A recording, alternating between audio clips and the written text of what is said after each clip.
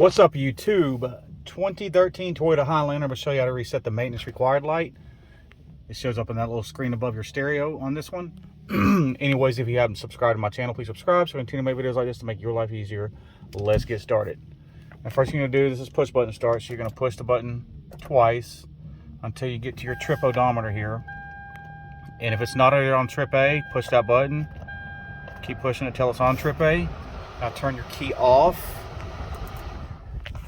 Now, I'm only going to be able to do this with one hand, so you're going to press this button in before you turn the key on, okay? You're going to press this button twice, and you're going to see on the screen while holding the button, over to the left here, complete. Now you can let off the button, start it up, make sure the light's gone, our message is gone. After it does this little system check, little deal there.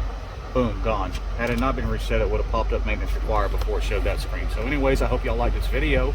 As always, y'all check like, y'all subscribe, y'all have a good day. Peace out, YouTube.